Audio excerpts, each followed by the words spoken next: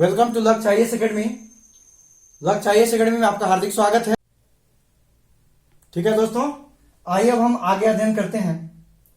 क्या करेंगे, देखिए इस सूर्य के जानकारी के लिए इसरो के द्वारा आदित्य L1 मिशन भेजे जाने की संभावना है और कब से तैयारी चल रहा है, लेकिन अभी तक उसका उचित समय नहीं बन पाया है। और साथ ही बन पाता कब, जब चंद्रयान सेकेंड सक्सेस हो जाता तो लोगों को ज्यादा चांसेस था, यानी वैज्ञानिकों को ज्यादा हौसला मिलता और शायद अब तक वह भी अभियान भेजा जा चुका होता। तो इसके लिए पूछा जाएगा कि एक अभियान प्रस्तावित है जो सूर्य के बारे में अध्ययन करेगी। उस अभियान का क्या नाम है? Aditya L1 mission. Aditya L1 mission, याद रखिएगा। ठीक है, आगे चलते अब इन ग्रहों के बारे में अध्ययन करेंगे। दोस्तों देखिए, यहां दो ग्रुप में विभाजित एक ग्रह लग रहे हैं। ठीक है, तो ये देखिए, ये क्षुद्र ग्रह की पेटी है। इनके बारे में मैं बताऊंगा। पहले इनको क्लियर करता हूं, उसके बाद इनको क्लियर कर लूंगा, उसके बाद इसको बताऊंगा। नहीं, पहले इनको, उसके बाद इसको, उनके बाद इसको। तो हम पहले सारगर्भित यानी हॉलिस्टिक दोनों के बारे में अध्ययन कर रहे हैं। ये देखिए क्षुद्र ग्रह, जो क्षुद्र ग्रह की पेटी है उससे अंदर की तरफ की ग्रह है, इसीलिए इनको क्या बोलते हैं? आंतरिक ग्रह।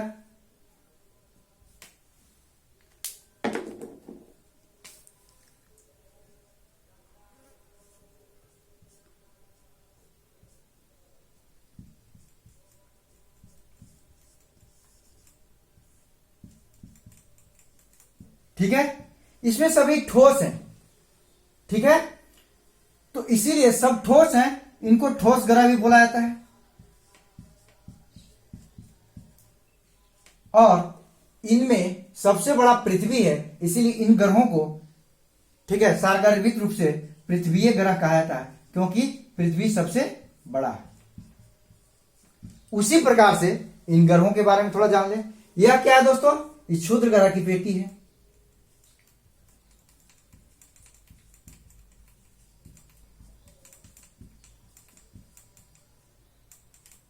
पेटी मीन्स बेल्ट।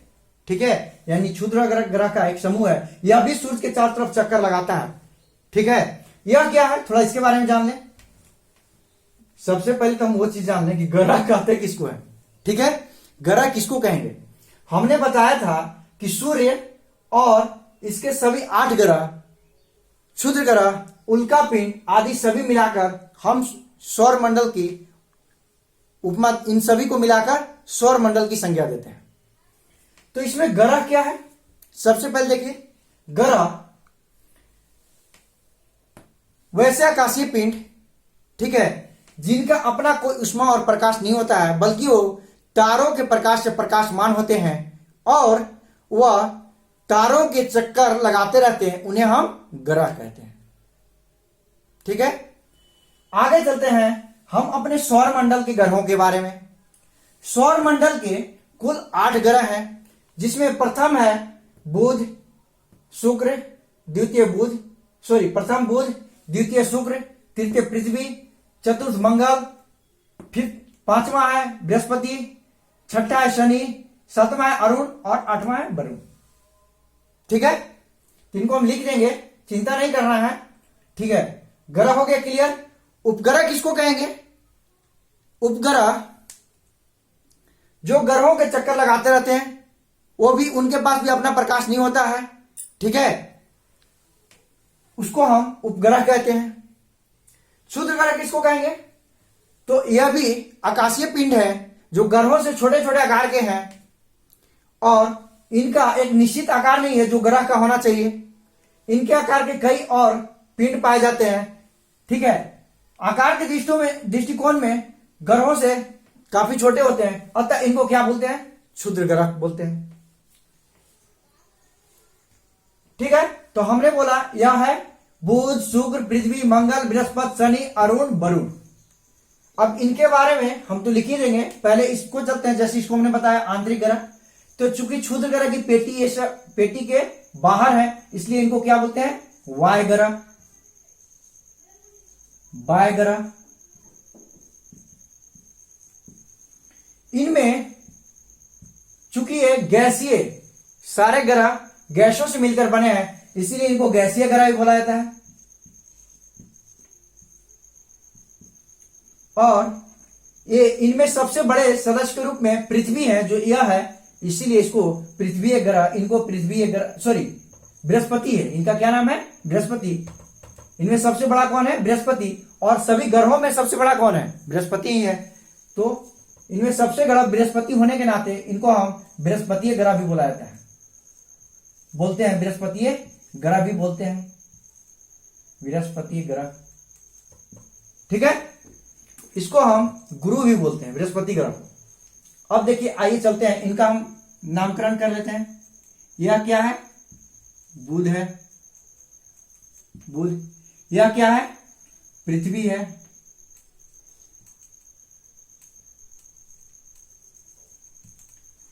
इसका अंग्रेजी क्या हो जाएगा, मरकरी।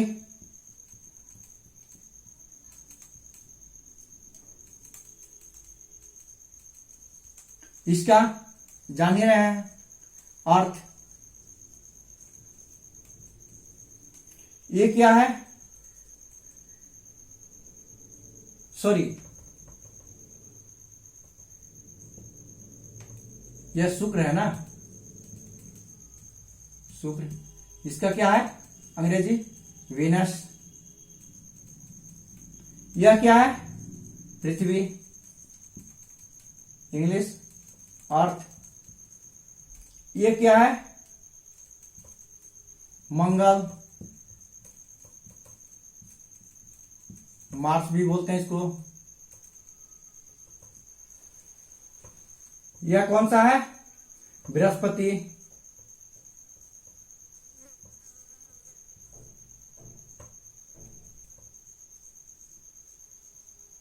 ठीक है, इसको बोलते हैं जुपिटर। ये कौन सा है, शनि। इसको बोलते हैं सैटर्न।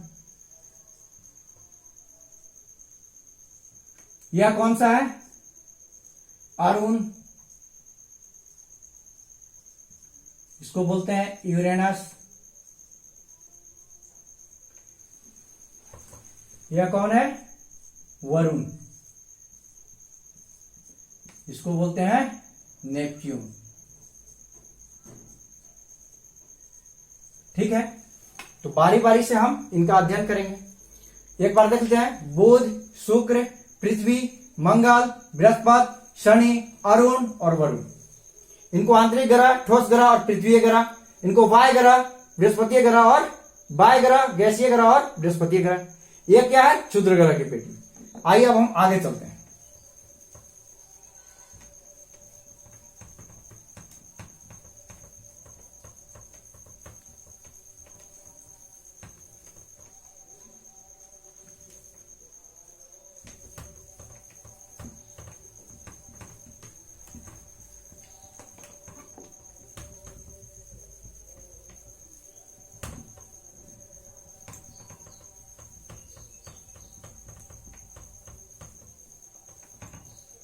स्टार्ट करते हैं एक एक ग्रह के बारे में।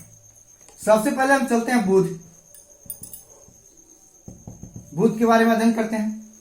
यह क्या है, सूर्य के सबसे नजदीक का ग्रह है, सबसे नजदीक का ग्रह है। ठीक है, सूर्य के सबसे नजदीक का ग्रह है। इसका कोई उपग्रह नहीं होता है, कोई उपग्रह नहीं होता है। इसके यहां पर दैनिक तापांतर सर्वाधिक होता है। दैनिक तापांतर सर्वाधिक सभी ग्रहों से अधिक होता है। अब कहिएगा दैनिक तापांतर क्या है, यानी जो दिन का टेम्परेचर है और जो रात का टेम्परेचर, उसका अंतर सर्वाधिक होगा, उसका अंतर जो है सबसे ज्यादा होगा। कहिए कैसे, तो दिन का तापमान जो है लगभग 470 से 450 डिग्री सेल्सियस तक हो जाता है, लगभग 450 डिग्री सेल्सियस। और रात का ठीक है।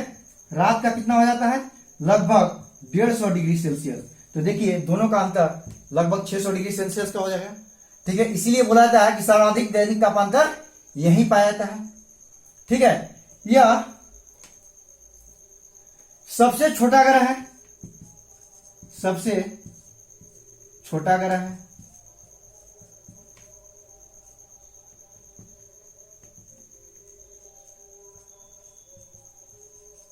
ठीक है, इसमें चुंबकीय गुण भी पाया जाता है, इसमें विशिष्ट चुंबकीय गुण पाया जाता है।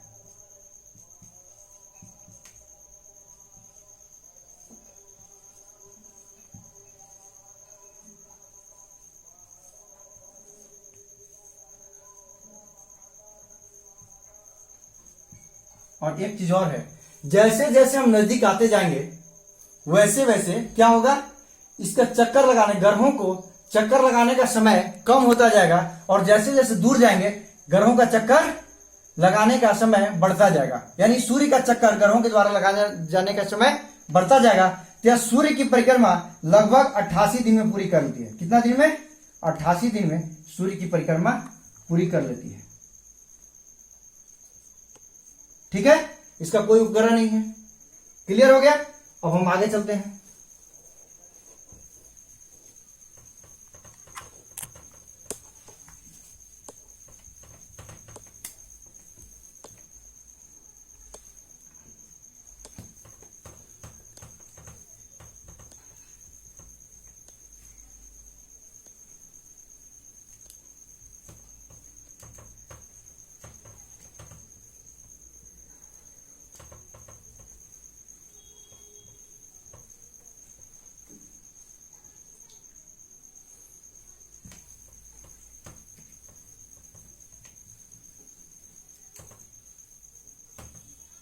नेक्स्ट हमारा है शुक्र।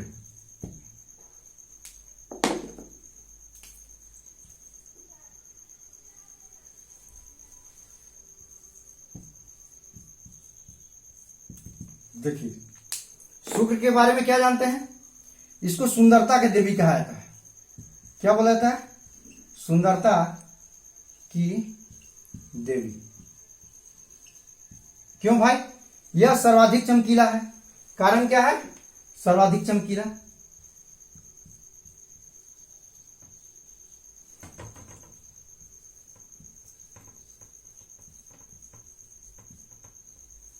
ठीक है दोस्तों, इसको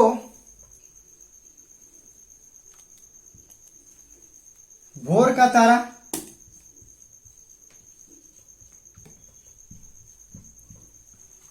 या सुबह का तारा,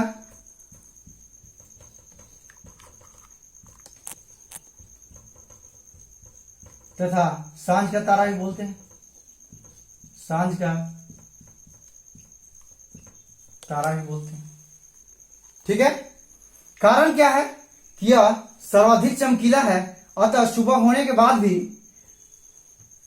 कोई तारे दिखे या ना दिखे, लेकिन इनका प्रकाश सबसे ज्यादा, ऐसे तो कुछ कुछ तारे दिखाई देते हैं, लेकिन इनका प्रकाश सर्वाधिक होता है। और शाम में जैसे ही सूर्य डूबता है तो यह ज्यादा प्रकाशमान दिखाई पड़ते हैं, ज्यादा प्रकाशित होते हुए दिखाई देते हैं, अतः इनको भोर का तारा भी और सांझ का तारा भी बोला जाता है। चूंकि आकार और घनत्व में पृथ्वी के लगभग बराबर हैं, ठीक है, इसीलिए इनको पृथ्वी की जुड़वां बहन भी बोला जाता है। पृथ्वी का जुड़वां बहन,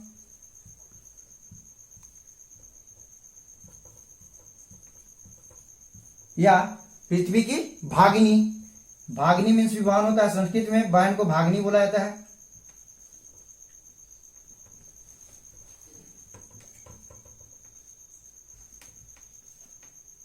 ठीक है, उसके बाद देखिए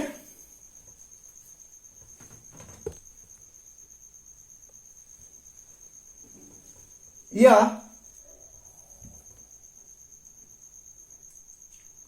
हो गया। उसके बाद देखिए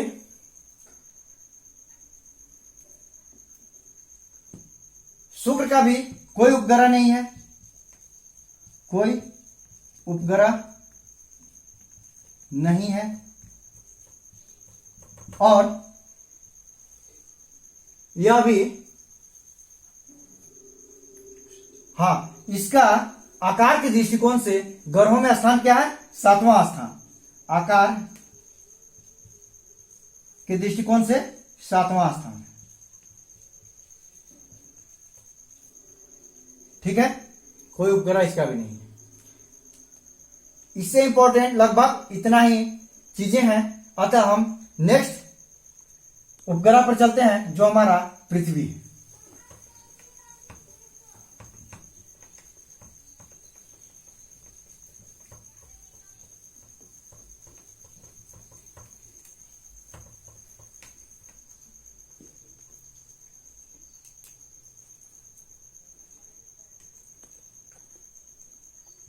एक चीज और हम भूल गए हैं, सूर्य से पृथ्वी बुध की दूरी 58 करोड़ किलोमीटर है।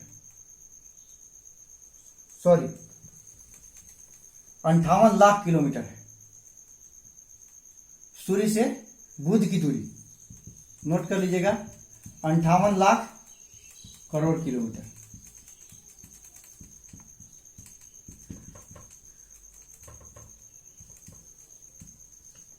ठीक है, और शुक्र की 108, शुक्र की दूरी लगभग 108 लाख करोड़ किलोमीटर। ओके, चलते हैं हम नेक्स्ट।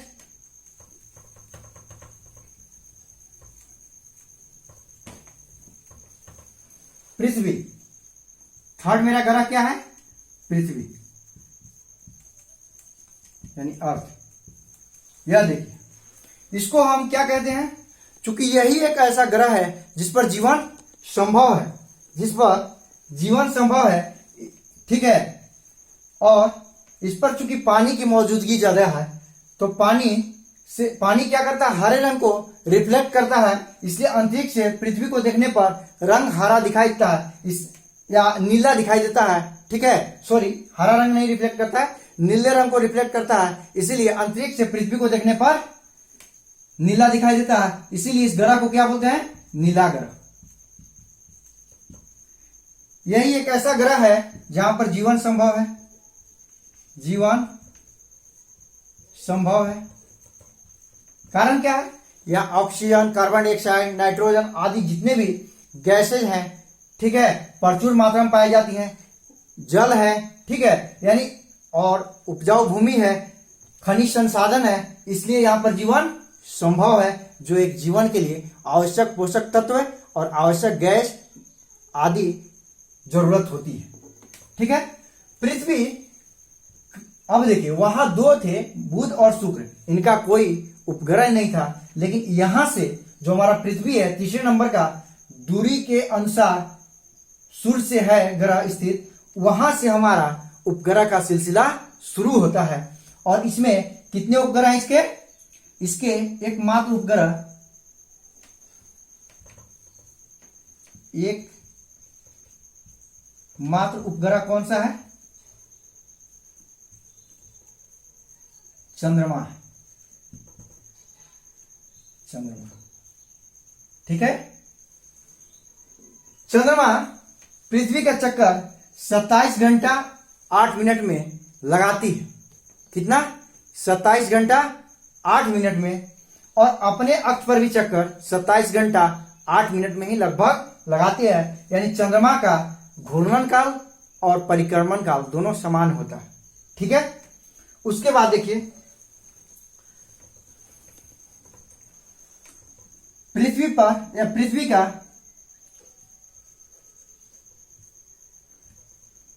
सूर्य से पृथ्वी की दूरी पहले देखते हैं।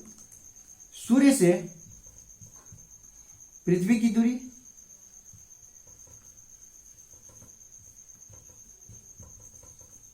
कितना है दोस्तों? 15 करोड़ किलोमीटर लगभग। हमने अच्छी तरह से बता दिया पहले वाला वीडियो में। 15 करोड़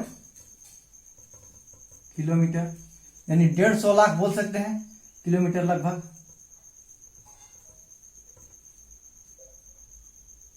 ठीक है, सूर्य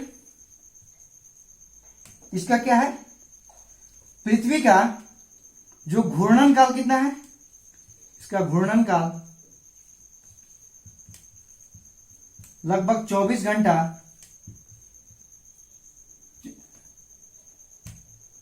इसका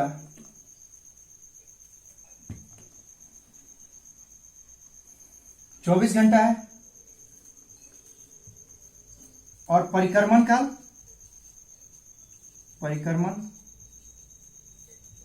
घूर्णन काल का मतलब अपने अक्ष पर घूमता है ना। और परिक्रमण काल क्या है, परिक्रमण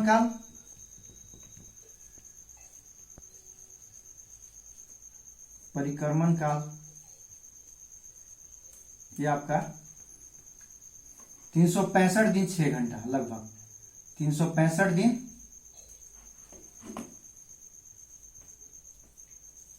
6 घंटा लगभग। ठीक है, इसीलिए एक एक वर्ष में 365 दिन ही लिया जाता है, और लास्ट जो चौथा वर्ष आता है उसमें 6 घंटा के जोड़ के एक दिन मान लिया जाता है, जिसकी वजह से हर चौथे वर्ष 366 दिन का बनाता है, जिसमें लीप ईयर भी बोलते हैं, और जिसमें फरवरी का महीना 28 दिन की जगह पर 29 दिन ले लिया जाता है। ठीक है, पृथ्वी अपने अक्ष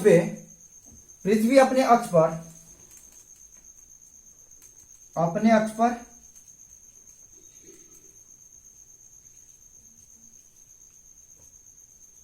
कितना झुकी हुई है, 23.5 डिग्री। ठीक है, और अपने आधार तल पर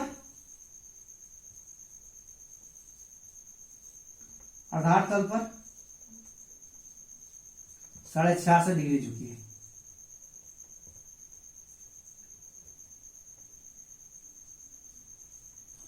ठीक है ना। देखिए एक चीज और हम बताना चाहेंगे कि पृथ्वी में जो घूर्णन काल होता है उसी के कारण दिन और रात होती है, और जो परिक्रमण काल होता है उसी के कारण हमारा ऋतु परिवर्तन होता है। ठीक है दोस्तों, क्लियर है। अब हम आगे चलते हैं। एक चीज इसमें और छूट रहा है, जो सूर्य ग्रहण लगता है, तो सूर्य ग्रहण हम अलग से टॉपिक में बता देंगे, जिसमें चंद्रमा के सारे परिघटनाओं, चंद्रमा के बारे में और भी चीज को मेंशन कर देंगे। ठीक है, तो हम इसमें अब इतना ही उचित समझ रहे हैं, और नेक्स्ट चलते हैं हम मंगल।